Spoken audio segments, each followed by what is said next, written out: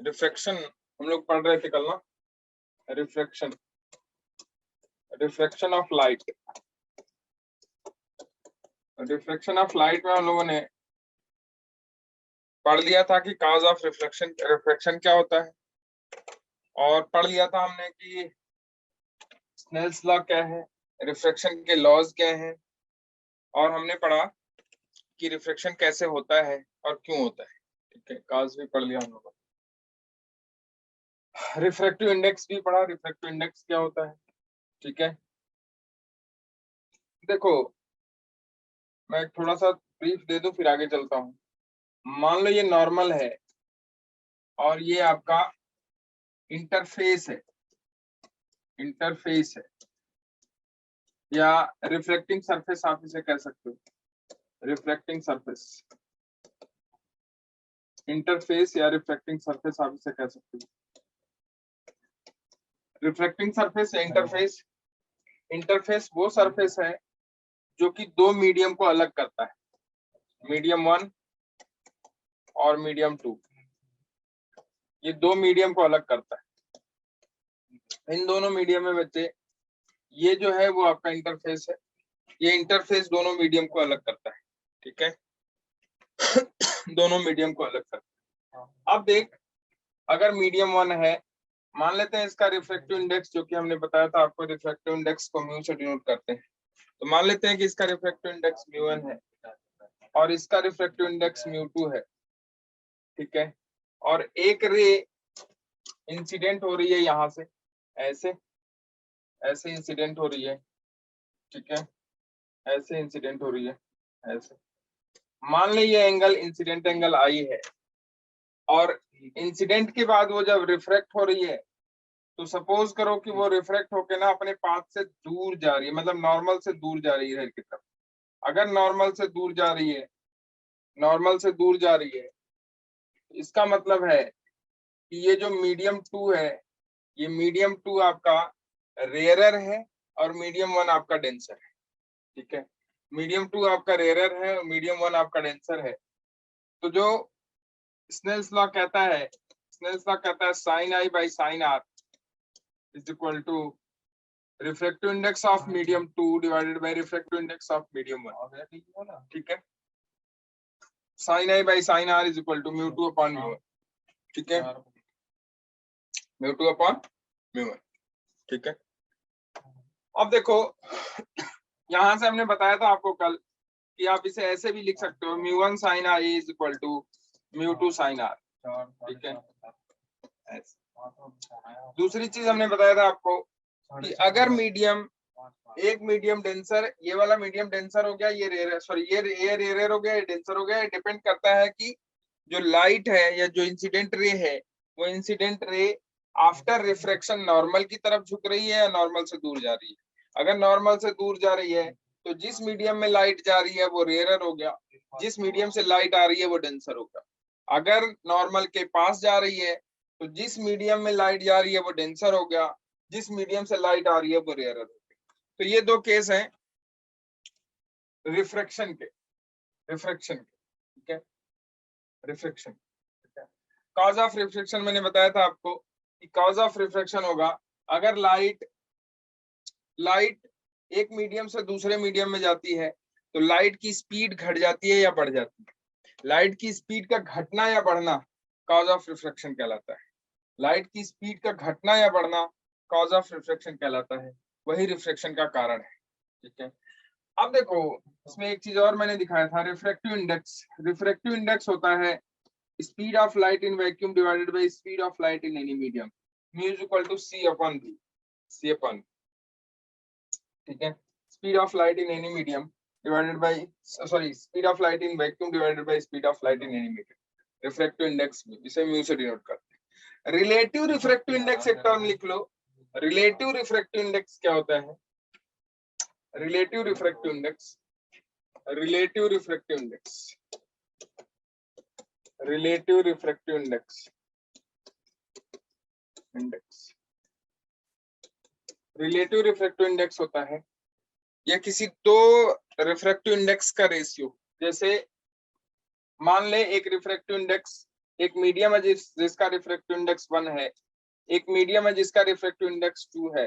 तो जो relative refractive index 2 जो रिलेटिव रिफ्रैक्टिव इंडेक्स होगा, मान लेते हैं कि अगर हम μ2/μ1 लिख रहे हैं, क्या लिख रहे हैं, μ2/μ1, तो हम इसे कहते हैं refractive index of 2 with respect to 1, refractive index of 2 medium 2 with respect to 1, with respect to medium 1, इसको कहते हैं रिलेटिव रिफ्रैक्टिव इंडेक्स। आप देखो इसे डिनोट कैसे करते हैं, इसे डिनोट करते हैं 1μ2,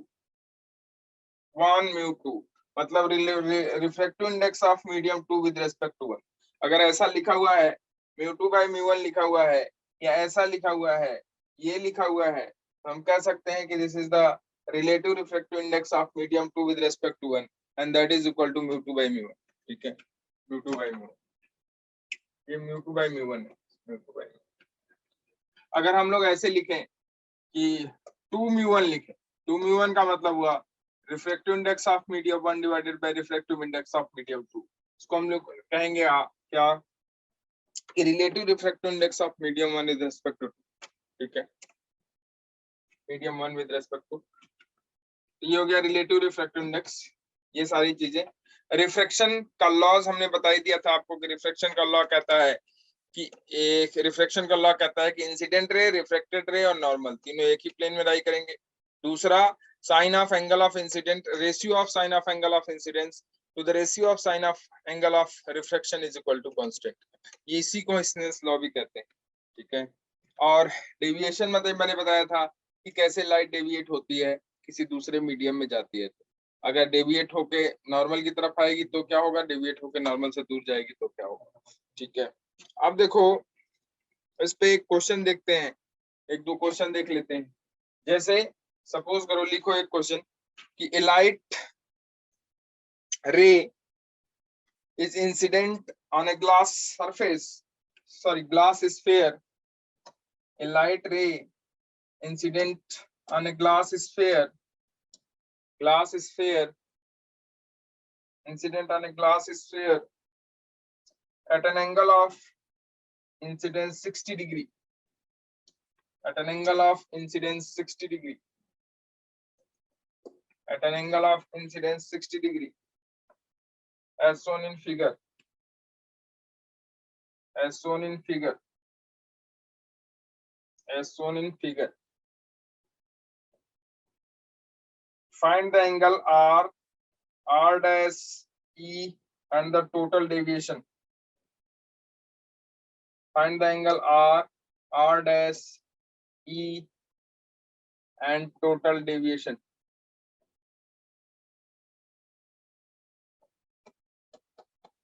R dash E and total deviation after two refractions.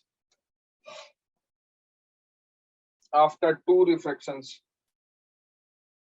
ये लाइट इंसिडेंट हुई 60 डिग्री पे, इंसिडेंट के बाद ये ऐसे चली गई यहां से यहां। ठीक है, यहां से यहां। ठीक है, उसके बाद ये है मान लो सेंटर इसका, ये है मान लो इसका सेंटर, और इस पॉइंट पे अगर आपको नॉर्मल खींचना है तो रेडियस डाल दो इस पे, वही हो जाएगा नॉर्मल। तो ये हमने नॉर्मल डाल दिया,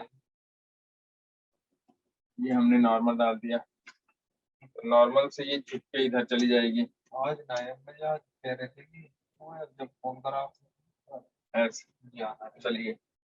ठीक है, ये एंगल है R, ये है R डैश और ये है E, यही तीनों एंगल निकालना है और कितना डेविएट हुआ है, टोटल डेविएशन वो भी निकालना है। ठीक है भावना,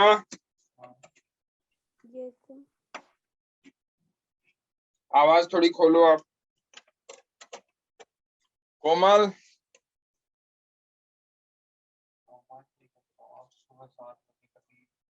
चलो ये निकल जाएगा आपसे। देखो कैसे करते हैं इसको। अब देखो यहाँ ये किसका प्रॉब्लम है, पहले तो ये देखो, ये रिफ्लेक्शन का प्रॉब्लम। किसका प्रॉब्लम है? रिफ्लेक्शन का। ये लाइट यहां से चली, ठीक, ये स्फेरिकल ग्लास है, स्फेयर ग्लास है, और इस ग्लास जब ये एक मीडियम से लाइट दूसरे मीडियम में जाती है तो वो अपने पाथ से डेविएट होती है, इसको कहते हैं रिफ्रैक्शन। क्या कहते हैं इसे? रिफ्रैक्शन।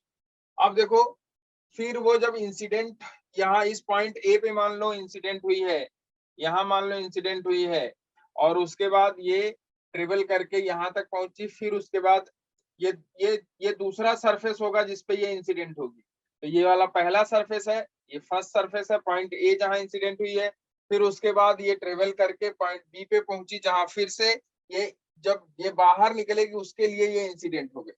ठीक है, तो यहाँ 2 बार एक्चुअली आप ना क्या लगा दो, क्योंकि आपको एंगल आर निकालना है, एंगल आर निकालना है, आर निकल जाएगा तो एंगल आर डैश भी निकल जाएगा। ठीक है, और एंगल ई निकल जाएगा।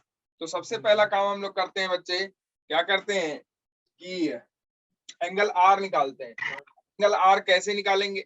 देखो, अगर इस यहाँ हम लोग क्या अप्लाई कर सकते हैं? लॉज ऑफ रिफ्रैक्शन अप्लाई करेंगे। क्यों रिफ्रैक्शन का लॉ अप्लाई करेंगे? क्योंकि ये प्रॉब्लम रिफ्रैक्शन का है। तो देखो, लॉज ऑफ रिफ्रैक्शन अप्लाई करेंगे कैसे? देखो, ये जो सरफेस है, इस सरफेस, ये वाला सरफेस मीडियम 1 हो गया मान लो, ये वाला मीडियम 1 हो गया बाहर वाला, और अंदर वाला मीडियम 2 हो गया। ठीक है, और फिर इससे बाहर निकलेगा तो सेम मीडियम में इस जो मीडियम 1 था वही मीडियम ये वाला भी हो जाएगा, तो ये आल्सो मीडियम 1 हो जाएगा। ठीक है, रिफ्रैक्टिव इंडेक्स उसका 1 मान। तो अब देखो, यहाँ हम लोग क्या अप्लाई कर सकते हैं? यहाँ हम लोग अप्लाई कर सकते हैं स्नेल्स लॉ। क्या अप्लाई कर सकते हैं? Snell's law. तो स्नेल्स लॉ अप्लाई करते हैं। क्या होता है स्नेल्स लॉ भाई? स्नेल्स लॉ कहता है कि जिस मीडियम से चले उस मीडियम का refractive index into sine of angle of that medium. जिस मीडियम से चले उस मीडियम का refractive index into sine of angle of incidence of that medium. तो ये हो जाएगा, देखो, μ1 sin I is equal to इस मीडियम μ2 sin R। चलेगा? ठीक है, μ1 sin I is equal to μ2 sin R। ठीक, अब देखो, μ1 refractive index of medium 1, refractive index of medium 1 दिया हुआ है 1, और रिफ्रैक्टिव इंडेक्स ऑफ मीडियम 2 दिया हुआ है 3। तो रिफ्रैक्टिव इंडेक्स ऑफ मीडियम 1 1 लिख लो, रिफ्रैक्टिव इंडेक्स ऑफ मीडियम 2 √3 लिख लो। ठीक है, रिफ्रैक्टिव इंडेक्स ऑफ मीडियम 1 1 है, रिफ्रैक्टिव इंडेक्स ऑफ मीडियम 2 √3 है। ठीक है, तो μ1 की वैल्यू आपको पता हो गई, μ1 हो गया 1, sine of angle of incidence हो गया 60 डिग्री इज इक्वल टू μ2 हो गया √3 into sine of angle of refraction that is R। ठीक है, तो यहाँ से R की वैल्यू क्या कर लोगे? फाइंड आउट कर लोगे। तो मेरे बच्चे देख, साइन R क्या हो जाएगा? मुझे लगता है आपको दिख रहा होगा, साइन R हो जाएगा साइन 60 अपॉन √3 हो जाएगा। तो साइन R हो गया साइन 60 की वैल्यू √3, तो √3 डिवाइडेड बाई √3 ये कितना हो गया बच्चे? 1। तो साइन R अगर 1 हो गया तो R कितना हो गया? तो साइन 60 √3/2 होगा ना? √3/2। तो देखो 2 लिखा हुआ है यहाँ, √3/2 1/2 हो जाएगा। ये हो जाएगा 1/2। √3 को खा गया, sine R is equal to 1/2। R is equal to कितना हो गया? 30 1/2। R इज इक्वल टू हो गया 30। R इज इक्वल, ठीक है, R इज इक्वल, ठीक। अब देखो, अब यहां से यहां, अब इस मीडियम से इस मीडियम, अब आपको R डैश, क्योंकि E आपको फाइंड आउट करना है, E फाइंड आउट करने के लिए फिर से यहाँ क्या करोगे? इस सरफेस के लिए अगर पॉइंट 2 के लिए देखो तो क्या यहाँ एक मीडियम से दूसरे मीडियम में रे जा रही है? ग्लास से किस में जा रही है? एयर में। तो जब ग्लास से एयर में जाएगी इसका मतलब मीडियम चेंज हो रहा है। मीडियम चेंज हो रहा है तो ये किसका लॉ है, या सॉरी ये किसका प्रॉब्लम है? रिफ्रैक्शन का। अगर मीडियम चेंज हो रहा है या लाइट रिफ्लेक्ट ना होकर रिफ्रैक्ट हो रही है, एक मीडियम से दूसरे मीडियम में जा रही है, तो वहां लाइट का डेविएशन होगा। इसका मतलब है कि ये किसका प्रॉब्लम हो गया भाई, ये फिर से रिफ्रैक्शन का प्रॉब्लम हो गया यहाँ से यहाँ। तो देखो फिर से क्या यहाँ से यहाँ के लिए आप स्नेल्स लॉ लगा सकते हो कि नहीं लगा सकते? यस सर लगा तो सकते लगाओ, स्नेल्स लॉ लगाओ और आर डैश की वैल्यू फाउंड करो, सॉरी स्नेल्स लॉ लगाओ और ई की वैल्यू फाइंड आउट करो, इस ई की वैल्यू फाइंड आउट। इसके लिए आपको आर डैश चाहिए, क्या चाहिए आपको? R dash. R dash. अब आर डैश कैसे निकालोगे भाई, सोचो, आर डैश कैसे निकालेंगे?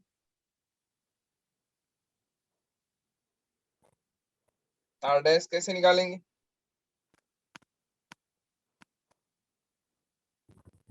बोलो, आर डैश कैसे निकालेंगे? Sir E minus R. E minus R. E minus R कहाँ होगा? ई माइनस आर कहाँ? R dash.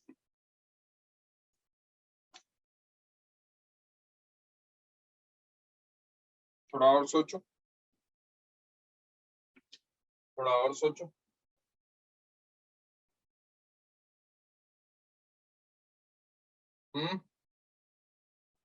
थोड़ा और सोचो, आर डैश कैसे निकालोगे?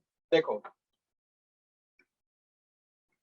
आर की वैल्यू आ गई कितना, 30 डिग्री, ये हो गया 30 डिग्री। ठीक है बच्चे, आर की वैल्यू हो गई 30। अच्छा, आर हो गई 30 डिग्री, तो आर आर डैश कितना हो जाएगा? आर डैश, अगर ये आपको एंगल पता हो जाए तो आपका काम हो सकता है क्या? देखो ये एंगल हो गया आपका 60 डिग्री, ये वाला, ठीक है, और ये 60 डिग्री हो गया। अच्छा ये देखो यहाँ, ये अगर मैं इस नॉर्मल के पैरेलल एक लाइन यहाँ खींच दूं, देखो खींच रहा हूं मैं, थोड़ा ध्यान देना, इस नॉर्मल के पैरेलल ए से इस वाले पे एक लाइन खींच दूं ऐसे, ठीक है, चलेगा? Yes sir. अच्छा ये बताओ, ये वाली लाइन और ये वाली लाइन, ये वाली, दोनों एक दूसरे के क्या है? पैरेलल। पैरेलल है। तो अगर ये वाली ये एक दूसरे के पैरेलल है तो ये एंगल कितना है, 30 डिग्री। Yes sir. ये वाला कितना हो जाएगा? सर ये भी 30। हो जाएगा कि नहीं 30, बताओ? Yes sir. अच्छा ये 30 हो गया भाई, कोई बात नहीं, चलो। अच्छा ये 30 हो गया, ये 30 है तो ये भी 30 हो गया, चलो ठीक है। और क्या दिखाऊं मैं आपको? देखो ये एंगल 30 हो गया, तो ये वाला भी 30 हो जाएगा, ठीक है। इधर देखो, सर 30 प्लस आर डैश हो जाएगा। है बोलो बोलो। 30 प्लस आर डैश। तो 30 प्लस आर डैश किसके बराबर होगा? अच्छा हाँ यार, ये देखो, अगर इसे आप बढ़ा लो तो ये वाला एंगल 60 डिग्री होना चाहिए कि नहीं, बताओ? Yes sir. तो ये वाला भी कितना होगा, 60?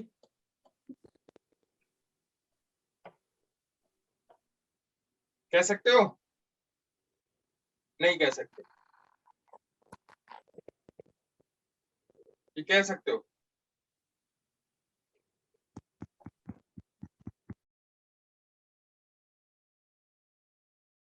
तो ये हो जाएगा आपका R dash plus 30 is equal to 60। तो आर डैश की वैल्यू कितनी आ गई, 30 डिग्री। 30। आर डैश की वैल्यू कितनी आ गई, 30 डिग्री, 30। ठीक है। आर डैश की वैल्यू आ गई 30 डिग्री।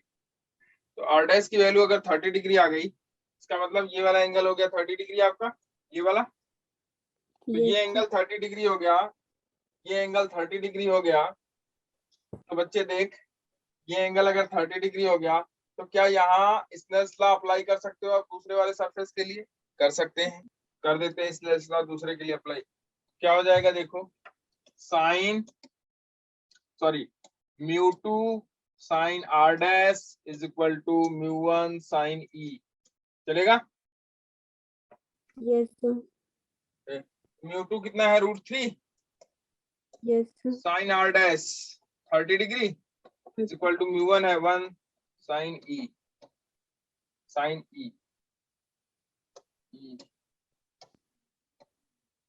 तो देखो sin e कितना हो जाएगा,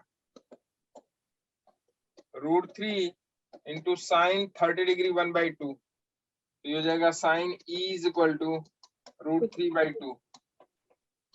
e कितना हो जाएगा, 60 डिग्री। और वैसे भी एक बात बताऊं मैं आपको, जब कोई रे एक मीडियम से दूसरे मीडियम में जाती है और फिर आफ्टर मेनी रिफ्रैक्शंस, एक दो नहीं, आफ्टर मेनी रिफ्रैक्शंस फिर से वो उसी मीडियम में वापस आती है, तो जिस एंगल से वो इंसिडेंट हो रही थी उसी एंगल से वो बाहर निकलेगी। मेरी बात समझ में आई? सेम मीडियम में लाइट, भाई सेम मीडियम में अगर लाइट होगी तो वहां क्या लग जाएगा, वहां लग जाएगा आपका रिफ्लेक्शन का नियम। और रिफ्लेक्शन का नियम कहता है कि आई आर के बराबर होता है, मतलब इंसिडेंट रिफ्लेक्शन के बराबर होता है। कब? जब लाइट एक ही मीडियम में ट्रेवल, जब लाइट एक ही मीडियम में ट्रेवल करती है ना, तो आई किसके बराबर हो जाता है, आर के। तो आप देखो यहां से, अगर आप ध्यान से देखो तो आप यहां बता सकते थे आराम से। देखो ये बहुत सारी चीजें करने की जरूरत नहीं थी हम लोगों को, ठीक है, कि ये देखो, ये निकालो, ये एंगल कितना होगा वो देखो।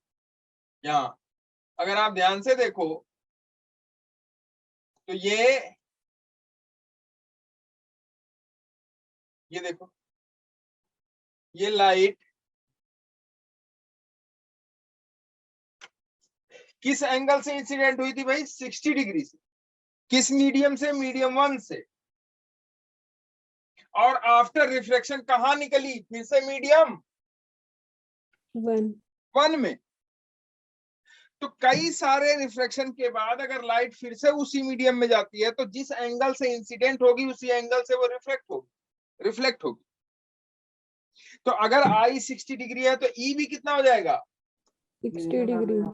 60 डिग्री। अगर लाइट कई सारे रिफ्लेक्शन के बाद किसी एक मीडियम से चल के कई सारे रिफ्लेक्शन के बाद फिर से उसी मीडियम में वापस आ जाती है, जैसा कि आपने देखा, इस मीडियम से चल के फिर से रिफ्लेक्शन के बाद फिर से उसी मीडियम में वापस आ जाती है, तो जिस एंगल से वो इंसिडेंट हो रही थी उसी एंगल से वो बाद में ना, कई सारे रिफ्लेक्शन के बाद उसी एंगल से वो वापस बाहर निकलेगी। ठीक है, ये आप अपने दिमाग में बिठा लो तो प्रॉब्लम बहुत आसानी से सॉल्व हो जाएगी। ठीक है,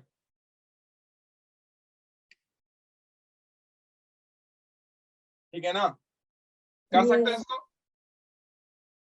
कल तो देखो, तो ये जिस एंगल से इंसिडेंट हुई 60 डिग्री से हुई थी तो 60 डिग्री से बाहर निकलेगी। हालांकि आपने देखा भी कि 60 डिग्री से बाहर निकला, लेकिन आप इसे बिना जो है इसके देखे आप कर सकते, बिना देखे आप इसे कर सकते। ठीक है, बिना देखे आप इसे कर सकते, कोई नहीं। ठीक है, तो ये हो गया आई और आर की वैल्यू। डेविएशन पूछ रहा है आपसे, आर और आर डैश की वैल्यू आप निकाल लिया, ई निकाल लिया, आपसे डेविएशन पूछ रहा है। क्या पूछ रहा है, डेविएशन, कितना डेविएशन हुआ, टोटल डेविएशन पूछ रहा है आपसे। तो देखो डेविएशन क्या हो जाएगा भाई, अगर इस लाइट को देखो यहां से चली, ये 60 डिग्री पे चली, इस पाथ पे ऐसे, यहाँ 60 डिग्री से जाना चाहिए था इसको इस मीडियम में, लेकिन 60 डिग्री से न जाके ये डेविएट हुई। कितने से डेविएट हुई, ये वाला, और ये टोटल एंगल 60 डिग्री हो जाएगा। 30 डिग्री रिफ्रैक्शन हुआ, तो इसका मतलब डेविएशन कितना हुआ इसका, 30 डेविएशन हुआ। तो यहाँ 30 का डेविएशन हुआ, उसके बाद देखो यहाँ 30 का डेविएशन होगा, फिर उसके बाद देखो ये फिर से सेम ट्रेवल कर रही है यहाँ से यहाँ तक, फिर से ये डेविएट हुई, कितना डेविएट हुई, फिर से ये नॉर्मल से फिर से ये कितना डेविएट हुई 30। 30. ये देखो ये नॉर्मल है ना, नॉर्मल Yes, से sir. कितना डेविएट हुई 30। 30. तो टोटल कितना डेविएशन हुआ इसका, 60. टोटल डेविएशन कितना हो गया 60 डिग्री। तो लिखो टोटल डेविएशन, टोटल डेविएशन कितना हो जाएगा 60 टोटल degree. डेविएशन। पहले वाले में 30 डिग्री डेविएट हुआ, फिर जब दूसरे सरफेस से बाहर निकला फिर 30 डिग्री डेविएट हुआ, तो टोटल डेविएशन हो जाएगा, डेल्टा से डिनोट करते हैं इसे, आप इसे ऐसे लिख सकते हो, डेल्टा इज इक्वल टू, आप इसे ऐसे लिख सकते हो, आप इसे ऐसे लिख सकते हो बच्चे, delta is equal to deviation 1 plus deviation 2। Deviation 1 कितना है 30 डिग्री प्लस डेविएशन 2 कितना है 30 डिग्री, तो टोटल डेविएशन हो गया कितना 60। 60 degree. तो total deviation delta is equal to, ये हो गया टोटल डेविएशन, ये हो गया टोटल। अब एक छोटा सा प्रॉब्लम और बनाओ, प्रॉब्लम बनाओ थोड़ा ना, सीखो इसको। देखो Yes. लिखो, find the angle theta A, find the angle theta A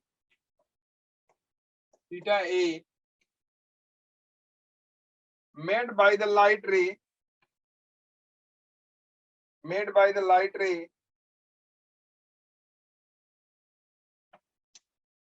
made by the light ray when it gets refracted,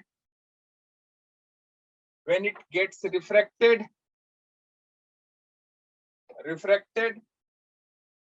from water to air, from water to air as shown in figure, from water to air as shown in figure। इधर water है, इधर water है, इधर air है, ठीक है। Water का refractive index लिख लो 4/3 W, म्यू W लिखा मैंने, म्यू W मतलब refractive index of Water. Water, और इधर एयर है, रिफ्रैक्टिव इंडेक्स ऑफ एयर 1, ठीक है। Yes, sir.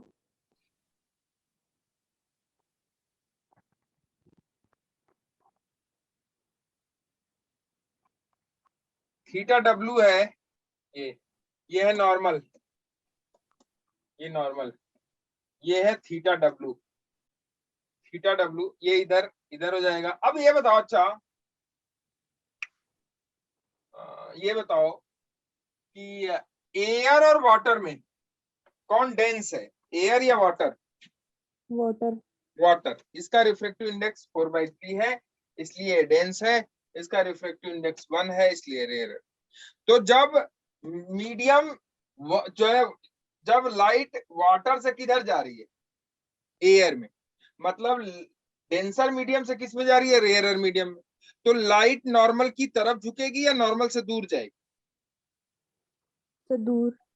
दूर, तो ये हो गया, सॉरी गलत बना दिया मैंने, ये हो गया नॉर्मल से दूर है, नॉर्मल से, ठीक है। तो ये वाला एंगल आपको निकालना है थीटा ए।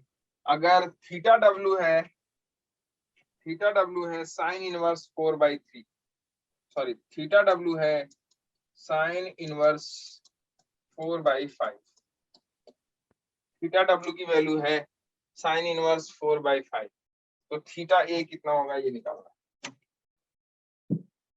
निकल जाएगा। Yes, sir. देखो क्या अप्लाई कर लोगे, इस मीडियम से चली इस मीडियम में पहुंच, क्या अप्लाई कर लोगे, रिफ्रैक्शन का लॉ। क्यों रिफ्रैक्शन का लॉ अप्लाई करो, क्योंकि देखो यहाँ जो है वो क्या हो रहा है, रिफ्रैक्शन हो रहा है, तो रिफ्रैक्शन का लॉ कहता है angle of refractive index of medium 1 या medium 2 into sine of angle of that medium is equal to refractive index of medium 1 into sine of angle of that medium. जिस medium से light चल रही है उस medium का refractive index into sine of that angle is equal to जिस medium में light जा रही है उस मीडियम का refractive index into sine of that angle. तो देखो ये हो जाएगा आपका म्यू डब्ल्यू किस मीडियम से चली, मीडियम वाटर से, तो यहाँ लिखोगे mu W into sine of theta W is equal to mu A into sine of theta A. ठीक है, म्यू डब्ल्यू कितना है भाई 4/3 इंटू 4/3 है into sine of theta W, तो ये हो जाएगा साइन ऑफ थीटा डब्ल्यू। अगर थीटा डब्ल्यू साइन इनवर्स 4/5 है तो देखो इसका इनवर्स का उल्टा कर दो इधर, तो ये हो जाएगा साइन थीटा डब्ल्यू किसके बराबर हो जाएगा 4/5 के। Yes sir. ठीक है, तो साइन थीटा डब्ल्यू हो जाएगा बच्चे 4/5, तो ये हो जाएगा sine theta W 4/5 is equal to mu A 1 हो गया साइन थीटा ए। ठीक है, तो ये हो जाएगा 4 चौका 16 और 5 या 15 है 16/15। 16/15 नहीं हो सकता ना, डाटा गलत है कुछ। अरे देखो थीटा की वैल्यू 1 से ज्यादा नहीं हो सकती ना। Yes sir. थीटा की वैल्यू 1 से ज्यादा नहीं हो सकती, थीटा की वैल्यू 1 से ज्यादा नहीं हो सकती। तो ये 4/3 sign theta W 4/5 sign theta W 4/5 है।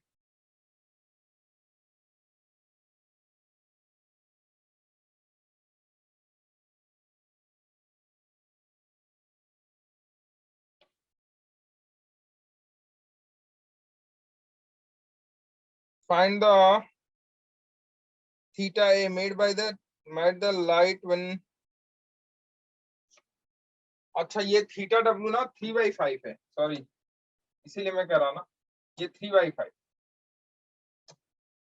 ये कितना है 3/5, मैंने इसीलिए कहा डाटा गलत है, ये 3/5 है बच्चे। हाँ इसे 3/5 बना, डाटा गलत है, ये 4/5 ये 3/5। ठीक है, ये 3/5। अब देखो यहाँ हो गया आपका 3 से कैंसिल आउट हो गया, तो sine theta A is equal to कितना आया 4/5। Yes sir. तो थीटा ए कितना आ गया बच्चे साइन इनवर्स 4/5।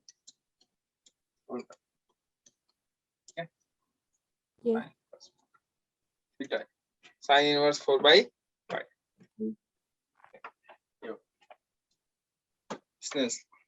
अब देखो अगर ना बहुत सारी चीजें दी हुई, रिफ्रैक्टिव इंडेक्स दिया हो और एंगल अगर दिया हो, रिफ्रैक्टिव इंडेक्स निकालना हो निकाल सकते हो, और रिफ्रैक्टिव इंडेक्स अगर दिया हो और speed of light in that medium निकालना हो तो कैसे निकालेंगे। देखो क्वेश्चन एक छोटा सा लिखो, find the speed of light, find the speed of light, find the speed of light in medium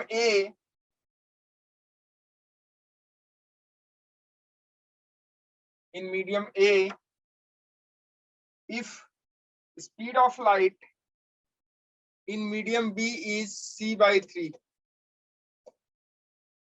speed of light in medium A, if speed of light in medium B is c/3, where c is speed of light in, where c is speed of light in vacuum, speed of light in vacuum, speed of light in vacuum, in vacuum। ठीक है, speed of light in vacuum, and light refracts and light refracts from medium A to medium B. Light refracts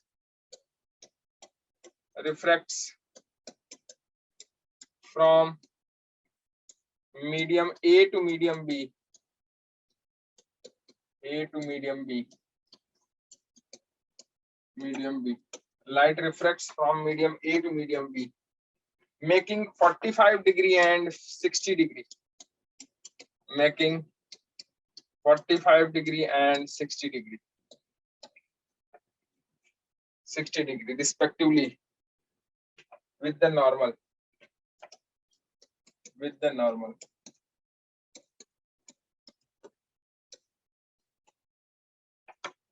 ठीक है, medium A से कहां जा रही है light? Medium light refracts from medium A to medium B, मतलब light travels कर रही है ए से बी की तरफ। जब मीडियम ए से बी में लाइट ट्रेवल कर रही है बच्चे, तो कह रहा है कि यह बना रही है एंगल कितना, 45 डिग्री एंड 60 डिग्री। 45 डिग्री हो गया इंसिडेंट एंगल और 60 डिग्री कौन सा एंगल हो गया? रिफ्रैक्शन। समझ में आया कि नहीं? 45 डिग्री क्या हो गया? इंसिडेंट एंगल, और 60 डिग्री क्या हो गया? Refraction angle. ठीक है, 60 डिग्री रिफ्रैक्शन एंगल। ठीक है, बी आपका c/3, बी की वेलोसिटी c/3 दिया हुआ है। Velocity of B is c/3 या speed of B is c/3। ठीक है, तो स्पीड ऑफ ए आपको पूछ रहा है, निकाल सकते हो? पाओ ना? Yes sir. निकाल सकते हो? देखो प्रॉब्लम लिखा कि नहीं ये बताओ पहले। सर लिखा। लिखा तो प्रॉब्लम पढ़ो और उसको देखो। ठीक है, कह रहा है कि एक लाइट है जो कि मीडियम ए से मीडियम बी की तरफ जा रही है। तो मीडियम ए का मान लेते हैं रिफ्रैक्टिव इंडेक्स म्यू है, म्यू ए है, और मीडियम बी का रिफ्रैक्टिव इंडेक्स म्यू बी। कोई दिक्कत? No sir.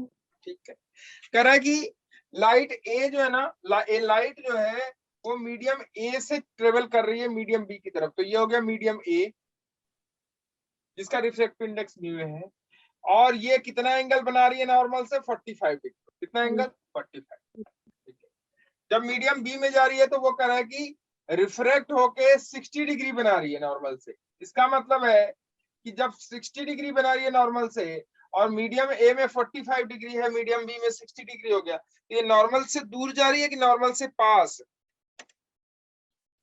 सर दूर। दूर। तो जब नॉर्मल से दूर जा रही है बच्चे, तो इसका मतलब है जो मीडियम बी है वो मीडियम बी क्या डेंसर है और मीडियम ए से? No sir. No. Good. Medium B rare है मीडियम ए से, यस सर।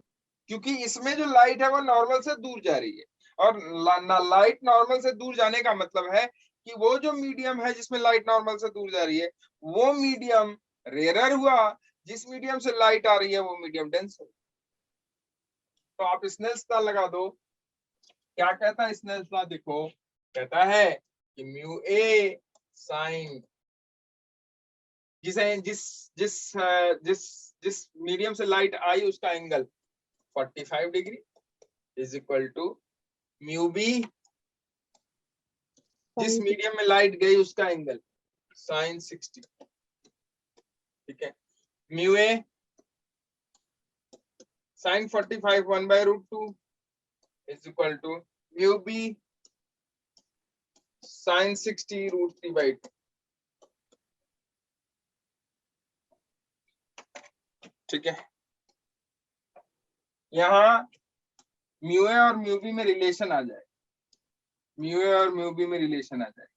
क्या आया म्यू ए और म्यू बी में रिलेशन? देखो, म्यू ए और म्यू बी में रिलेशन आ गया बच्चा, mu A divided by mu B is equal to √6 divided by 2। चलेगा क्या? Yes sir. ठीक है, अच्छा। अब देखो, चूंकि आप जानते हो, क्या जानते हो? Refractive index. चूंकि आपको वेलोसिटी पूछ रहा है, वेलोसिटी पूछ रहा है किस मीडियम में? मीडियम ए में। मीडियम ए में। तो देखो, वेलोसिटी पूछ रहा है तो आप जानते हो कि रिफ्रैक्टिव इंडेक्स बराबर होता है, रिफ्रैक्टिव इंडेक्स और वेलोसिटी का क्या रिलेशन है भाई? रिफ्रैक्टिव इंडेक्स बराबर होता है speed of light in vacuum divided by speed of light in any medium. Yes sir. ठीक है, अब देखो अगर ए की बात करें तो हम लोग लिखेंगे mu A is equal to C upon V A, लिखेंगे कि नहीं बोलो। Yes sir. और बी की बात करें अगर तो mu B is equal to C upon VB. लिखेंगे। Yes sir. तो mu A by mu B क्या हो जाएगा?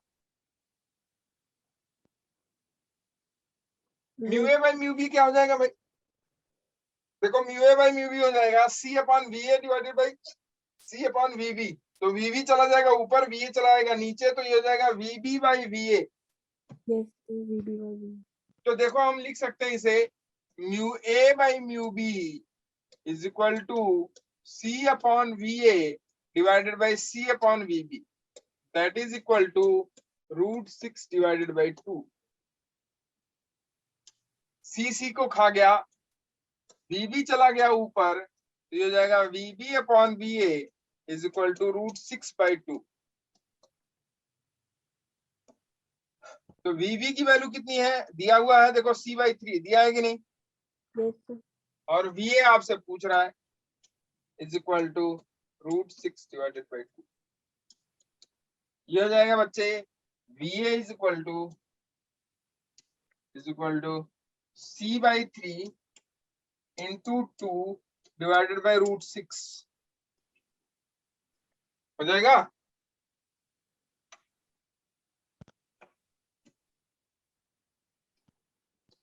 तो V A is equal to c by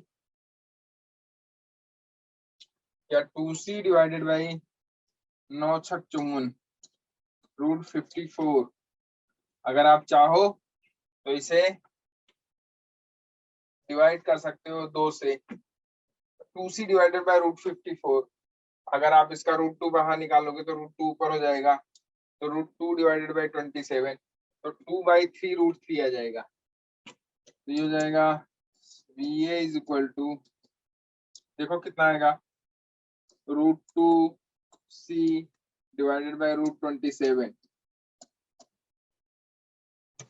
हो जाएगा। इसे आप लिख सकते हो V A is equal to, कितना लिख सकते हो बोलो, इसे लिख सकते हो आप c/3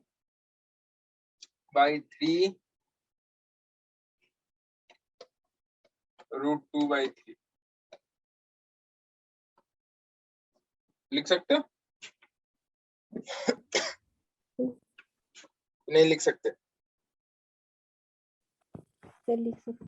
लिख सकते हो ना। Yes sir. देखो एक टॉपिक है, आगे चलते हैं, या इसी पे काम को क्वेश्चन और बनवा देते हैं। देखो या आगे चले, ये समझ में आया कि नहीं ये बताओ पहले। सर आया। इस पे क्वेश्चंस ऐसे ही बनते हैं। आपको सिर्फ मैंने यहाँ सिखाया कि स्नेल्स लॉ कैसे अप्लाई करते हैं, ठीक है, बाकी और इसमें कुछ भी नहीं है, कुछ भी सीखने लायक नहीं है, सिर्फ यही सीखना है कि स्नेल्स लॉ कैसे अप्लाई करते हैं। अच्छा एक रिफ्रैक्शन का और लॉ है, रिफ्रैक्शन का लॉ नहीं कह सकते आप उसे, कि रिफ्रैक्शन में कभी भी लाइट की जो स्पीड है ना, लाइट की स्पीड तो चेंज होती है, लेकिन क्या नहीं चेंज होता है, जो लाइट की फ्रीक्वेंसी है वो चेंज नहीं होता है। क्या नहीं चेंज होता है? फ्रीक्वेंसी। Frequency of light. जब लाइट एक मीडियम से दूसरे मीडियम में जाती है ना, तो लाइट की फ्रीक्वेंसी चेंज नहीं होती, क्या चेंज होता है? स्पीड। स्पीड। देखो जानते हो एक फार्मूला है, आपने पढ़ा है शायद, आप लोग पढ़े हैं शायद, इसको 10th में है, v is equal to n lambda. Yes sir. पढ़ा है क्या? n, या इसको फ्रीक्वेंसी को हम लोग f लैम्डा भी कहते हैं। फ्रीक्वेंसी को क्या कहते हैं? F. f frequency, frequency into lambda. Lambda क्या है?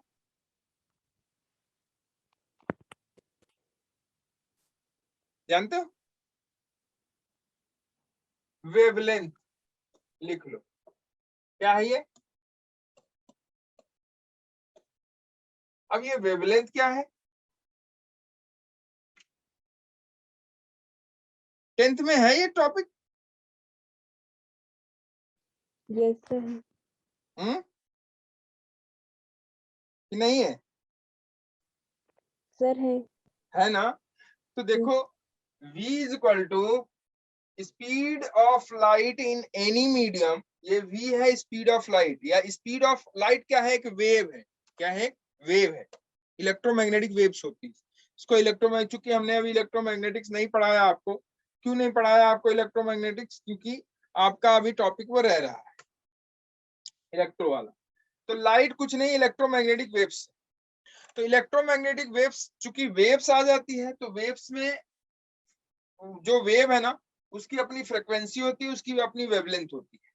ठीक है, फ्रिक्वेंसी और वेवलेंथ क्या है ये भी टॉपिक हम वहीं आपको समझाएंगे थोड़ा। ठीक है, तो देखो speed of light in any medium is equal to frequency of that light into wavelength of that light. आप लिख सकते हो speed of light in any medium is equal to frequency of light into wavelength of light. Speed of light in any medium is equal to frequency of light into wavelength of light. ठीक है, तो देखो speed of light किसी medium में अगर change होती है तो उसकी फ्रिक्वेंसी चेंज नहीं होती है, उसकी फ्रिक्वेंसी चेंज नहीं होती नहीं है। जैसे मैं बोल रहा हूं तो मैं जिस फ्रिक्वेंसी से अभी बोल रहा हूं ना, जिस फ्रिक्वेंसी से मैं बोल रहा हूं वो फ्रिक्वेंसी चेंज नहीं होगी, वो मेरी फ्रिक्वेंसी वही है। अब मैं यहां बोल रहा हूं तो मेरी आवाज, और मैं अगर पानी में जाके बोलूं तो मेरी आवाज में डिफरेंस आएगा। कहीं आपको सुनाई देगी, कहीं आपको सुनाई नहीं देगी। तो सुनाई नहीं देने का रीजन सिर्फ और सिर्फ क्या है, या जो है, या आपको दिखाई न देने का रीजन क्या है, सिर्फ और सिर्फ उसकी वेवलेंथ में चेंज हो जाना है, क्योंकि उसकी स्पीड चेंज हो जाएगी। पानी में हम बोलेंगे तो वो स्पीड से आवाज नहीं आएगी बाहर, ये आएगी क्योंकि पानी उसको रोकेगा। नहीं आई बात समझ? सर आई मेरे बोलने में कोई चेंज नहीं आएगा, लेकिन हाँ पानी उस आवाज को रोकेगा। एयर और प्रोपेगेशन का, आवाज के प्रोपेगेशन का माध्यम भी यही है, एयर ही है, या मीडियम भी यही है। जिस मीडियम में आप हो ना वो मीडियम भी यही है, कि उस मीडियम में, जिस मीडियम में आप बोल रहे हो ना वो मीडियम ही प्रोपेगेशन का माध्यम होता है। ठीक है, ये सब चीजें हम जो है ना वेव में पढ़ेंगे, और वेव अभी हमने पढ़ा नहीं, तो जब हम पढ़ेंगे तो वहां समझेंगे। यहाँ ज्यादा इसका यूज नहीं था इसलिए मैं पढ़ा रहा हूँ। Speed of light in any medium is equal to frequency into wavelength. तो सिर्फ आप इतना ही सीखो कि किसी भी लाइट की स्पीड अगर मीडियम में चेंज होती है तो चेंज होने के कारण उसका वेवलेंथ चेंज होता है, फ्रीक्वेंसी चेंज नहीं होती नहीं होती। तो इस बात को लिख लो कि frequency of light in any medium can never be change. Frequency of light in any medium can never be change. Light की फ्रीक्वेंसी किसी मीडियम में चेंज नहीं होती है, स्पीड चेंज होती है। क्यों? क्योंकि उसका वेवलेंथ चेंज होता है। क्या चेंज होता है? Wavelength wavelength. वेवलेंथ चेंज होने से उसकी स्पीड चेंज हो जाती है, उसकी फ्रीक्वेंसी चेंज नहीं होती है। फ्रीक्वेंसी चेंज नहीं, ठीक है, फ्रीक्वेंसी चेंज नहीं।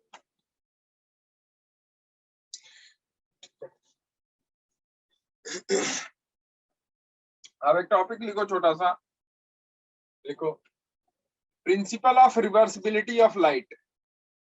Principal of reversibility of light. Principal of reversibility of light. Principal of reversibility of light.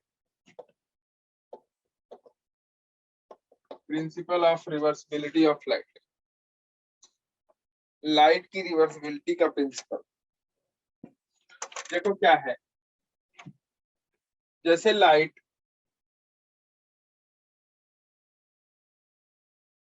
ये है इंटरफेस, ठीक है। इंटरफेस मतलब वो सरफेस जो कि दो मीडियम को अलग कर रहा है। इंटरफेस यहाँ आपका नॉर्मल हो गया, ये नॉर्मल है। एक लाइट बच्चे ऐसे इंसिडेंट हुई यहाँ से, ठीक है। प्रिंसिपल ऑफ रिवर्सिबिलिटी क्या है वो मैं समझा रहा हूँ। रिवर्सिबिलिटी मतलब उल्टा हो जाना, ठीक है, रिवर्स हो जाना। ये इंसिडेंट लाइट है, इसका एंगल आई है। मान लो ये लाइट मीडियम 1 से, जिसका रिफ्रैक्टिव इंडेक्स μ1 है, मीडियम 2 जिसका रिफ्रैक्टिव इंडेक्स μ2 है, मीडियम 1 से मीडियम 2 में जा रही है। तो जब मीडियम 1 से 2 में जा रही है ना, तो वो लाइट ऐसे झुक गई माना, इसका मतलब है मीडियम 2 डेंसर है और मीडियम 1 रेयर है, ठीक है। अब ये लाइट जब यहां से यहां आई, मान लेते हैं कि मीडियम 2 में यही आपने एक ना रिफ्लेक्टिंग सरफेस रख दिया है। कौन सा सरफेस है? Reflecting surface. ऐसा ये रिफ्लेक्टिंग सरफेस है, मान लो ये रिफ्लेक्टिंग सरफेस है, और ये लाइट उस रिफ्लेक्टिंग सरफेस पे ना नॉर्मल पड़ी सीधे, तो क्या होगी? ये लाइट यहाँ पड़ेगी और फिर वापस उसी पाथ पे चली जाएगी कि नहीं, ये बताओ। Yes sir. ये वापस उसी पाथ पे चली जाएगी, यहाँ पड़ी फिर वापस उसी पाथ, ठीक है, वापस पाथ चेंज नहीं। ये आई, रिफ्लेक्ट हुई, रिफ्रैक्ट हुई, ये रिफ्रैक्ट हुई, रिफ्रैक्शन के बाद हमने एक रिफ्लेक्टिंग सरफेस रख दिया है, रिफ्लेक्टिंग सरफेस है, ये रिफ्लेक्टिंग सरफेस है। जब ये लाइट रिफ्लेक्टिंग सरफेस पे नॉर्मल पड़ी, जब ये लाइट रिफ्लेक्टिंग सरफेस पे नॉर्मल पड़ी, सीधे यहाँ गिरी इसके ऊपर, तो वापस वो उसी रास्ते को फॉलो कर। इसी को क्या कहते हैं? Principle of reversibility. क्या कहते हैं इसे? Principle of of reversibility. क्या कहते हैं इसे? Principal of reversibility. रिवर्सिबिलिटी लिख लो इसे, प्रिंसिपल ऑफ रिवर्सिबिलिटी। कि कोई लाइट एक मीडियम से दूसरे मीडियम में गई, आफ्टर रिफ्लेक्शन वो लाइट सेम पाथ फॉलो करती, वो लाइट सेम पाथ फॉलो करती।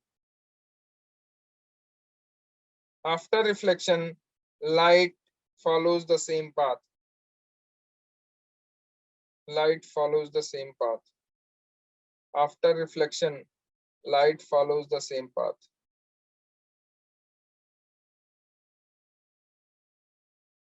Light follows the same path. After reflection light follows the same path. Light follows the same path. ठीक है, after reflection light follows the same same path. Path. इसे कहते हैं principle of reversibility. Principle of reversibility. देखो principle of reversibility, अगर हम यहाँ Snell's law लगाएं, क्या लगाएं? Snell's law. तो देख बच्चे, अगर हम यहाँ स्नेल्स लॉ लगाते हैं तो क्या कहता है, ध्यान से देखो। इस मीडियम से इस मीडियम में आ रही है, ठीक है, उस मीडियम से इस मीडियम में आ रही है, इसका मतलब है μ1 sin I is equal to μ2 sin R, है कि नहीं बोलो? यस। ठीक है, इसका मतलब है कि sin I by sin R is equal to μ2 upon μ1। Yes sir. या इसे आप लिख सकते हो 1 μ2। 1 μ2 मतलब refractive index of medium 2 with respect to 1। Medium 1। Refractive index of medium 2 with respect to 1, ठीक है। अब देखो, अगर हम इसको यहाँ, अगर हम ये देखो, फिर उसके बाद आफ्टर रिफ्लेक्शन अगर हम रिफ्लेक्शन वाले को जो है नीले से दिखाएं, देखो यहाँ, सॉरी इससे दिखाएं, रेड से दिखाएं, तो देखो ये इस सरफेस पे, रिफ्लेक्टिंग सरफेस पे पड़ी, रिफ्लेक्टिंग सरफेस पे पड़ने के बाद ये लाइट ऐसे निकली, अच्छा यहाँ से निकली तो ये हो गया, ये हो गया, ये यहाँ से गई इधर इस वाले रास्ते से, यहाँ ऐसे इस रास्ते से गई और वापस इस रास्ते पे चली गई। तो ये एंगल उसके लिए क्या हो जाएगा? इस वाली लाइट के लिए जो वापस जा रही है, इस वाली लाइट के लिए ये एंगल हो जाएगा एंगल ऑफ जो है एंगल ऑफ इंसिडेंस, और बाहर निकली तो ये हो जाएगा एंगल ऑफ रिफ्लेक्शन। होगा कि नहीं बताओ? Yes, sir. ठीक है। तो अब देखो, अगर उल्टे वाले केस के लिए देखें कि लाइट का सोर्स यहाँ है, मतलब मीडियम 2 में है और वापस जा रही है मीडियम 1 में, तो हम इस यहाँ अगर इसमें लगाएं तो क्या लिख सकते हैं? यहाँ लिख सकते हैं कि μ2 sin r is equal to μ1 sin i। लिख सकते हैं कि नहीं बोलो? Yes, sir. तो sin r upon sin i is equal to μ1 by μ2 लिख सकते हैं कि नहीं बताओ? लिख Yes, सकते sir. हैं। अब देखो, इस इक्वेशन, ये इक्वेशन हो गया फर्स्ट ऊपर वाला, इस इक्वेशन को लिख दो, मान लो सेकंड है, दोनों को अगर मल्टीप्लाई करते हैं इक्वेशन फर्स्ट और सेकंड को, ये वाला इक्वेशन फर्स्ट है, ये वाला इक्वेशन फर्स्ट है, और ये वाला इक्वेशन सेकंड है, फर्स्ट और सेकंड दोनों को मल्टीप्लाई करें बच्चे, तो देख क्या हो जाएगा, ऊपर वाले में है sine I upon sine R, नीचे वाले में है sine R upon sine I is equal to, पहला वाले का कांस्टेंट क्या है 1 μ2, दूसरे वाले को देखो, 2 दूसरे वाले μ1. को देखना, मैं दिखा रहा हूँ आपको। यहाँ है μ1 ऊपर है μ2 नीचे, तो इसे हम क्या लिख सकते हैं? 2 μ1 लिख सकते हैं कि नहीं बताओ? Yes, 2 sir. μ1 मतलब refractive index of medium 1 with respect to 2। Medium 2. ठीक है, तो ये देखो हम लिख सकते हैं इसे बच्चे ऐसे, ये कट गया, ये वाला देखो, यहाँ लिख सकते हैं 2 μ1 लिख सकते हैं कि नहीं? Yes, sir. इसको हमने लिख दिया μ1 2 1 μ2, और इसको हमने लिख दिया 2 μ1। ठीक, तो अब देखो ये आर आर आई आई खत्म हुआ, तो यहाँ हो गया 1 इज इक्वल टू 1 μ2 इंटू 2 μ1। ठीक है, तो आप लिख सकते हो इसे कि 2 μ1 इज इक्वल टू 1 अपॉन 1 μ2।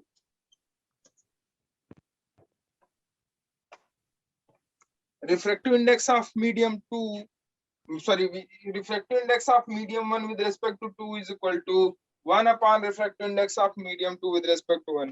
इसी को कहते हैं प्रिंसिपल ऑफ रिवर्सिबिलिटी। इसी को क्या कहते हैं?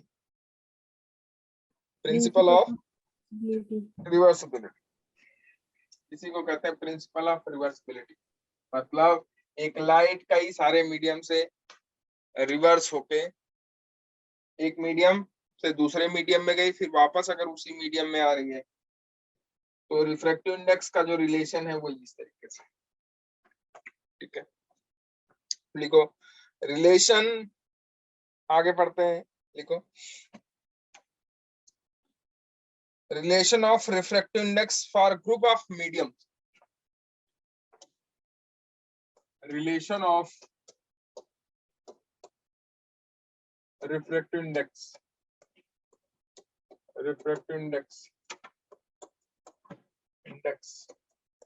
For group of mediums. कई सारे ग्रुप मीडियम है, group of medium, group of medium, कई सारे मीडियम है, उस मीडियम से अगर लाइट पास हो रही है तो, ठीक है,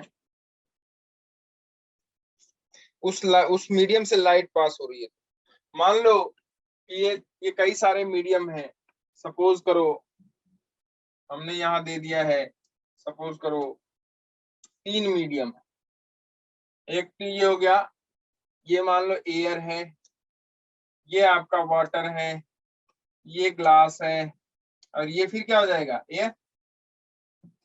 ठीक है, अब देखो बच्चे, एक लाइट यहां से इंसिडेंट हो रही है, ये देखो एक लाइट है, यहां से इंसिडेंट हो रही है, यहां इंसिडेंट हो रही है, इंसिडेंट एंगल आई ए मान लो, यहां रिफ्रैक्ट होगी, तो रिफ्रैक्ट होगी किधर की तरफ भागेगी ये, चूंकि mu A refractive index of air है म्यू ए, और रिफ्रैक्टिव इंडेक्स ऑफ वाटर है mu W, refractive index of glass है म्यू जी, तो mu A is less than mu W is less than mu G. बात समझ में आई कि नहीं? होता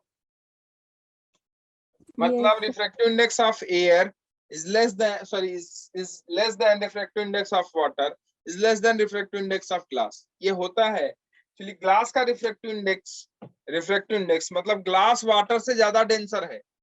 ग्लास किस में पहुंच जाता है? सॉलिड में ना, Yes, sir. और वाटर क्या है? लिक्विड है, और ये गैसेस है।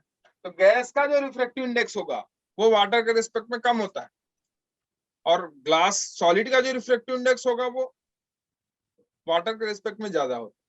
तो जो रिफ्रैक्टिव इंडेक्स एयर का है वो लेस होगा रिफ्रैक्टिव इंडेक्स वाटर से, और वो लेस होगा रिफ्रैक्टिव इंडेक्स ग्लास से। तो देखो अब यहाँ एयर से अगर कोई रे इंसिडेंट हो रही है तो रिफ्रैक्शन के बाद चूंकि एक मीडियम से दूसरे मीडियम में जा रही है, तो रिफ्रैक्शन जब उसका होगा तो वो नॉर्मल की तरफ झुकेगी या नॉर्मल से दूर जाएगी? नॉर्मल की normal. तरफ झुकेगी। तो नॉर्मल की तरफ झुकेगी तो ये झुक गई नॉर्मल की तरफ ऐसे। ये है रिफ्रैक्टिव इंडेक्स ऑफ, सॉरी, ये आपका W क्या है? ठीक है। अब देखो, अब यहाँ फिर ये इस मीडियम से इस मीडियम में जाएगी, मीडियम 1 से मीडियम 2 में, मतलब वाटर से किस में जाएगी? ग्लास में। तो फिर से ये झुक जाएगी और ये नहीं झुकेगी। से झुकेगी। क्लियर है? ये झुक गई, बेंड हो गई ये। अब फिर जब ग्लास से बाहर नहीं, ये हो गया आरजी क्या है? आरजी है रिफ्रैक्शन एंगल ग्लास में, Glass. Angle of refraction glass में। ठीक है। और फिर ये ग्लास से फिर बाहर जाएगी तो दूर जाएगी। दूर जाएगी, ये आपका। ठीक है। अब मेरे बच्चे ये बता, क्या हम लोग यहाँ स्नेल्स लॉ अप्लाई कर सकते हैं कि नहीं कर सकते? तो इस Yes, sir. Snell's law apply करते हैं ये इंटरफेस 1 के लिए, और ये हो गया इंटरफेस 2, और ये हो गया इंटरफेस 3। ठीक है, इंटरफेस। तो पहले इंटरफेस 1 के लिए अगर रिफ्रैक्शन का लॉ अप्लाई करें, स्नेल्स लॉ अप्लाई करें, तो क्या होगा बच्चे? देखो पहले वाले के लिए अगर अप्लाई करते हैं तो ये हो जाएगा mu A sine I A is equal to mu W sine R W. चलेगा? Yes, sir. ठीक है। अब देख बच्चे, ये हो जाएगा साइन ए साइन आई ए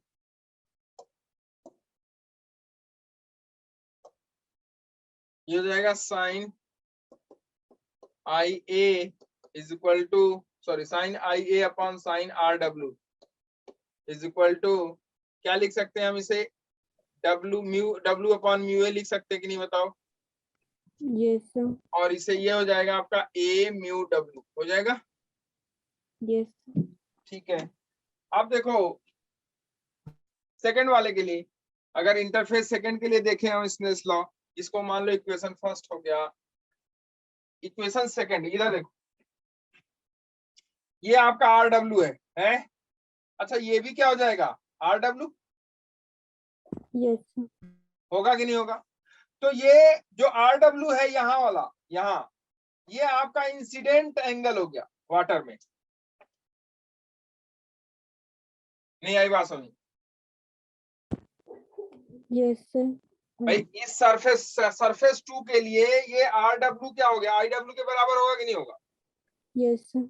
क्यों होगा? क्योंकि इस इंटरफेस 2 के लिए जो रिफ्रैक्शन एंगल है 1 का, वही रिफ्रैक्शन एंगल इस 2 के लिए इंसिडेंट एंगल हो जाएगा। Yes. अल्टरनेटिंग एंगल से होगा कि नहीं बताओ? Sir होगा। ठीक है। तो यहाँ देखो, यहाँ अगर हम सेकंड के लिए लेकर सेकंड इंटरफेस के लिए, तो क्या सेकंड इंटरफेस के लिए sine I W upon sine R G चलेगा? Yes, sir. Sine I W upon sine R G is equal to mu G upon mu W लिख सकते हैं कि नहीं बोलो? सर लिख सकते हैं। और इसे हम कह सकते हैं डब्ल्यू म्यू जी। जी। कह सकते हैं? ये Yes. इक्वेशन हो गया सेकंड। आई डब्ल्यू हमारा आर डब्ल्यू है, ध्यान देना इसको, ठीक है। अब देखो थर्ड वाले के लिए अगर हम देखें, थर्ड वाले इंटरफेस के लिए देखें हम बच्चे, तो थर्ड वाले का देखो, ये आरजी है, तो क्या ये वाला भी आरजी हो जाएगा कि नहीं? Yes, sir. और थर्ड इंटरफेस के लिए आरजी क्या आईजी के बराबर होगा? Yes, sir. ठीक है। अब देख बच्चे, यहां हम लिख सकते हैं, क्या लिख सकते हैं भाई, यहां हम लिख सकते हैं कि sine IG upon sine R A is equal to mu A upon mu G G. Is equal to G mu A लिख सकते हैं। Yes, sir.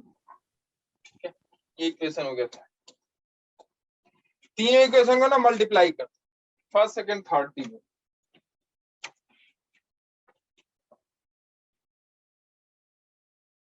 ठीक है। फर्स्ट सेकंड थर्ड तीनों के लिए मल्टीप्लाई, तो तीनों के लिए मल्टीप्लाई करोगे तो देखो यहाँ हो जाएगा sine A upon sine R W, यहाँ हो जाएगा sine I W upon sine R G, यहाँ हो जाएगा sine I G upon sine R A, ठीक है। Sine I A upon sine R W into sine R W या I W upon sine R G into sine I G upon sine R A is equal to, ये हो जाएगा आपका mu, ये हो जाएगा mu two upon mu one ना, तो ये हो जाएगा आपका ए म्यू डब्ल्यू, ठीक, reflective index of medium two with respect to one, ठीक है, into W mu G into G mu A. G mu A, चलेगा? Yes, sir. ये तो है। Yes, अब sir. देखो क्या आई डब्ल्यू आर डब्ल्यू के बराबर है Yes, sir. और क्या आई जी आर जी के बराबर है? Yes. तो जहां आई जी है वहां आर जी लिख लो, जहां आर डब्ल्यू है वहां, जहां आई डब्ल्यू है वहां आर डब्ल्यू लिख लो। तो देखो ये वाला इसको खा जाएगा, ये Yes. इसको खा जाएगा और ये इसको खा जाएगा, तो इधर क्या बचेगा? अच्छा, आई ए क्या आर ए के बराबर है? Yes, sir. आई ए किसके बराबर है? आर ए के। Okay. तो यहाँ देखो आप लिख सकते हो इसे, इन तीनों को मल्टीप्लाई करके क्या लिख सकते हो, 1 is equal to A mu W into W mu G into G mu A, ठीक है। तो ध्यान से देखो, तो डब्ल्यू म्यू जी क्या हो जाएगा, अगर हम लिखें डब्ल्यू म्यू जी, तो वो हो जाएगा बच्चे 1 upon A mu W into G mu ए हो जाएगा, ठीक है। अब देखो इसे हम लिख सकते हैं, डब्ल्यू म्यू जी को क्या लिख सकते हैं, देखो वह ये है हमारा डब्ल्यू म्यू जी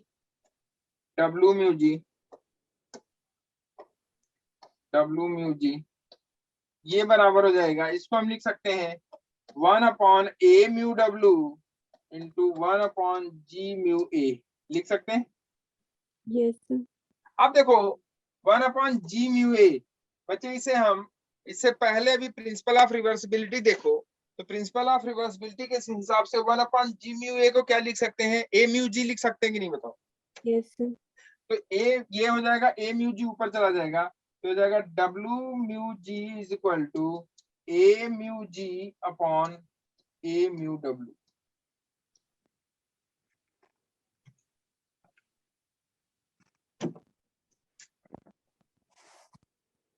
आई बात समझ में नहीं आई? ठीक है। Right.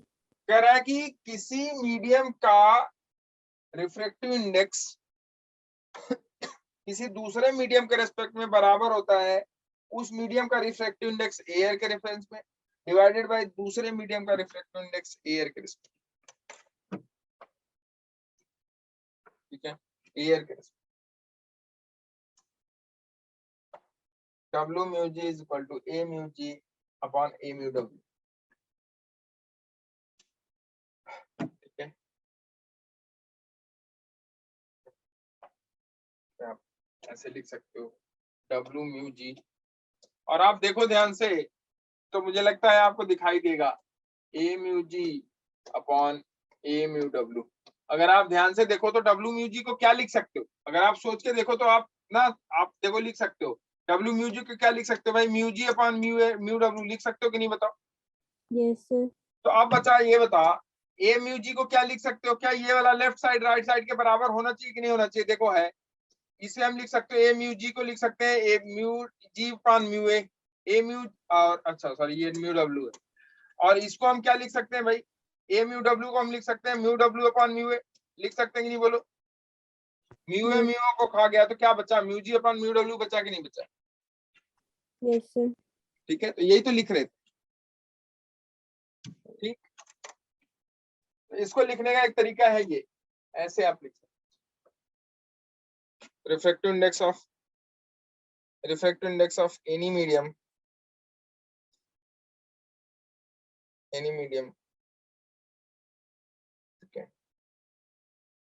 with respect to water, yeah, the refractive index of any medium with respect to other medium is equal to refractive index of that medium with respect to air divided by with respect to the refractive index of other medium with respect to air, ठीक है।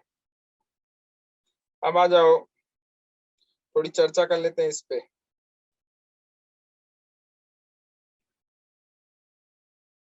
Refraction through parallel slab, refraction through parallel slab, refraction through parallel slab लिखो, refraction through parallel slab, parallel slab, refraction through parallel slab. मान लेते हैं एक slab दिया हुआ है जिसका थिकनेस T है, एक स्लैब दिया हुआ है ऐसा जिसका थिकनेस कितना है, T है, सॉरी जिसका थिकनेस कितना T है, एक स्लैब दिया हुआ है जिसका थिकनेस T है। बच्चे इस स्लैब से एक लाइट इंसिडेंट हो रही है ऐसे, ये हो गया नॉर्मल, एक लाइट ऐसे इंसिडेंट हो रही है इस पे, एक लाइट इस पे इंसिडेंट हो रही है ऐसे, ठीक है, ये है इंसिडेंट एंगल I, ठीक है, ये है नॉर्मल आपका N, और ये जो है ना, ये मान लो मीडियम है जिसका रिफ्रैक्टिव इंडेक्स है मान लो म्यू जी, ठीक है, और ये वाला मीडियम है मान लो रिफ्रैक्टिव इंडेक्स है इसका म्यू है। ये टी क्या है, थिकनेस ऑफ स्लैब,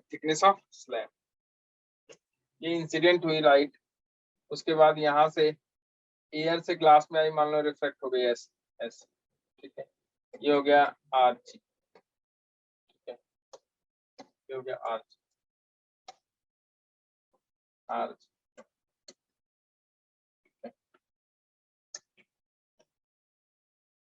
ये हो गया आर जी,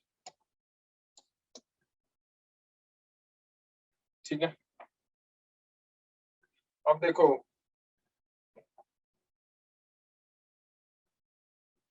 ये इससे इस स्लैब से फिर जब बाहर निकलेगी ये हो गया नॉर्मल, इससे जब बाहर निकलेगी ये नॉर्मल मान लो एन डैश है, इससे जब बाहर निकलेगी तो ये दूर जाएगी, दूर चली गई, ठीक है, ये एंगल ऑफ रिफ्रैक्शन हो गया। जो अच्छा यहाँ जो जिस मीडियम से चली है वापस अगर बाहर निकल रही है उसी मीडियम में, लाइट ट्रेवल करने के बाद कई सारे मीडियम के बाद अगर ट्रेवल करने के बाद लाइट उसी मीडियम में बाहर निकलती है तो जितना एंगल ऑफ इंसिडेंस होता है पहले, क्या उसी मीडियम में एंगल ऑफ रिफ्रैक्शन भी उतना ही हो जाएगा। Yes sir. ठीक, इस बात को याद कर लेना, नोट कर लेना बच्चे, ये बड़ा काम का चीज है, ठीक है। अब देखो ये आरजी है, तो क्या ये वाला भी आरजी हो जाएगा कि नहीं, ये बताओ। Yes, sir. हो जाएगा। अच्छा देखो, मैं आपको एक चीज बता रहा हूँ, आरजी है, ठीक है। इससे हम लोग क्या निकालते हैं कि ये लाइट जो यहां से आ रही है, यहां से आ रही है, अगर ये सीधे आती तो ऐसे आती कि नहीं आती, ये बताओ। ठीक, लेकिन ये लाइट यहां से इस रास्ते से कितना शिफ्ट हुई, उसको कहते हैं लेटरल शिफ्ट। तो ये लेटरल शिफ्ट निकालते हैं, ये वाला D. D is what? Lateral shift. Lateral shift क्या कहते हैं इसे? लेटरल। कभी कभी इस पे भी क्वेश्चन पूछता है कि लेटरल शिफ्ट कितना होगा इस लाइट, तो ये डी निकालते हैं। डी क्या है भाई? डी क्या है? लिख लो, lateral shift. Lateral shift of light, D है lateral shift of light. D क्या है? Lateral shift of light. D lateral shift of light. D क्या है? Lateral shift. लेटरल शिफ्ट, ठीक है बच्चे।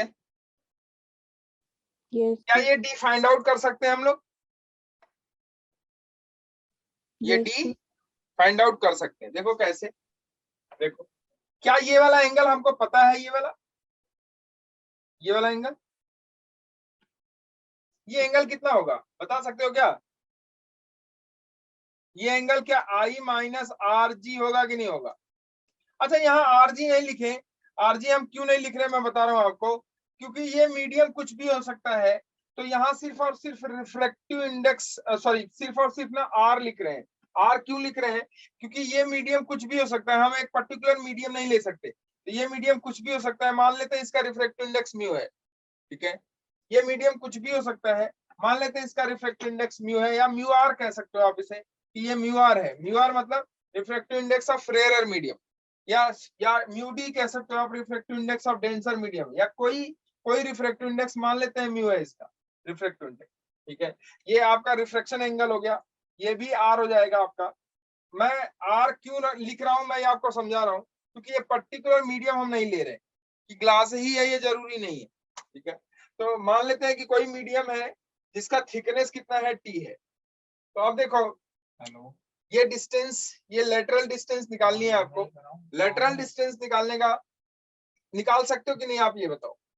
निकाल सकते हैं कैसे? देखो, अगर हम इस ट्रायंगल को देखें, ये वाला ट्रायंगल, सॉरी 3 साल लड़के चाहिए, अगर ये वाला ट्रायंगल देखें हम, ये वाला ट्रायंगल, ये ट्रायंगल, पहले तो पेज पे आएंगे फिर हम ले जाएंगे। ये है आपका, मान लो पॉइंट ए, ये है आपका पॉइंट बी, और ये आपका पॉइंट सी। तो ट्रायंगल ए बी सी में देखो, क्या ये राइट एंगल ट्रायंगल है?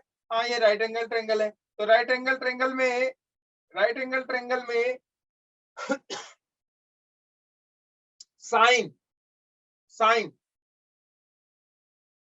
आई minus R, sine I minus R is equal to ये वाला साइन का एंगल बराबर हो जाएगा perpendicular upon base, sorry perpendicular upon hypotenuse. Hypotenuse क्या होगा? ए बी होगा। Yes, तो ये हम sir. लिख सकते हैं sine I minus R is equal to D upon कितना? AB. A B, D upon लिख सकते हैं। Yes, sir. अब देखो इस ट्रायंगल से, इस वाले से, इसको थोड़ा बढ़ा लो, इसको थोड़ा बढ़ा लेते हैं, इसको थोड़ा बढ़ा लेते हैं। तो क्या यहाँ से हम लोग ए बी निकाल सकते हैं कि नहीं? इस ट्रायंगल से, इस ट्रायंगल से देखो, हेलो, Yes, sir. देखो ये मान लो पॉइंट डी है, तो from triangle A B D, from triangle A B D हमको अगर ये चाहिए, और ये हमको पता है, एडी हमको पता है क्या? थिकनेस टी, ठीक है। तो देखो कॉस, ये वाला एंगल कितना है? आर। तो cos R is equal to A D upon A B लिख सकते हैं क्या? cos r is equal to AD upon AB, AD upon AB। तो क्या यहाँ से AB हम निकाल सकते हैं? AD की वैल्यू हमको पता है T, तो देखो cos r is equal to T upon AB। तो क्या AB is equal to T upon cos r हो जाएगा कि नहीं बताओ? Yes, sir. ठीक है, तो AB is equal to T upon cos r हो गया, और इसको इक्वेशन फर्स्ट में रख देते हैं। मान लीजिए इसे इक्वेशन फर्स्ट है तो फर्स्ट में रख देते हैं। AB is equal to T upon cos r रखो तो ये हो जाएगा sin I minus r is equal to D upon T upon cos r, T upon cos r। cos r चला जाएगा ऊपर, cos r चला जाएगा ऊपर, तो ये हो जाएगा आपका sin I minus r is equal to cos r into D divided by T। तो D की वैल्यू क्या आ जाएगी बच्चे? T sin I minus r upon cos r होगा। Yes, क्या sir. है? Lateral shift. क्या है ये? Lateral Let-